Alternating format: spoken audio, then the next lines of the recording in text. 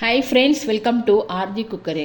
இன்றைக்கி நம்ம ஒரு ஈவினிங் ஸ்நாக்ஸாக பார்க்க போகிறோம். ஸ்வீட் பொட்டேட்டோ வடை அதுதான் நம்ம பார்க்க போகிறோம். ஃபஸ்ட்டு கடலைப்பருப்பு ஒரு அரை கப்பு கடலைப்பருப்பு 3 மணி நேரம் நம்ம ஊற வச்சுக்கலாம். அப்புறமா ஸ்வீட் பொட்டேட்டோ நான் இன்றைக்கி 2 எடுத்திருக்கேன். நல்லா க்ளீனாக வாஷ் பண்ணிவிட்டு தோலெல்லாம் கட் பண்ணிவிட்டு நல்லா இந்த மாதிரி துருவி எடுத்துக்கலாம்.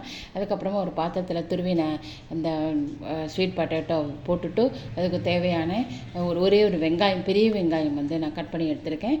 தேவையான கொத்தமல்லி, கருவேப்பிலை, புதினா இருந்தால் சேர்த்துக்கலாம். எல்லாம் குட்டி குட்டியாக கட் பண்ணி இதில் நம்ம சேர்த்துக்கலாம்.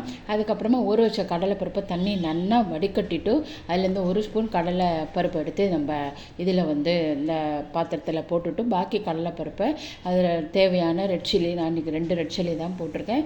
நல்லா தண்ணியே விடாமல் நல்லா கொரகொரப்பாக அரைச்சிட்டு அதில் சேர்த்துட்டு இதுக்கு தேவையான உப்பு, பெருங்காயப்பொடி போட்டு நல்லா மிக்ஸ் பண்ணிக்கலாம். மிக்ஸ் பண்ணி வச்சுப்போம். அதுக்கு நல்லா ஒரு மிக்ஸ் பண்ணிட்டு தண்ணியே இல்லாமல் பார்த்து இந்த மாதிரி சின்ன சின்ன உருண்டையாக நம்ம பிடிச்சிக்கலாம்.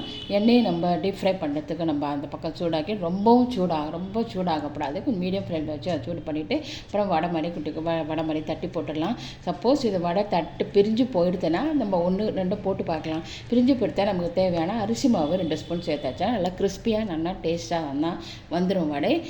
மீடியம் ஃப்ளேம் வச்சு தான் நம்ம பண்ணலாம். மேலே நல்லா கிறிஸ்பியாக இருக்கும், உள்ளே நல்லா சாஃப்டாக இருக்கும்.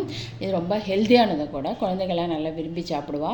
நம்ம ஸ்கூலுக்கு கூட இதை நம்ம கொடுத்துடலாம். ஈவினிங் பசியோடு வரும்போது நம்ம பண்ணி கொடுத்துடலாம். ரொம்ப ஈஸியானது தான், ஹெல்த்தியானதும் கூட. அந்த வீடியோ உங்களுக்கு பிடிச்சிருக்குன்னு நினைக்கிறேன். இது வரைக்கும் என்னோடய சேனலை சப்ஸ்கிரைப் பண்ணலாம். Please subscribe my channel. Thank you.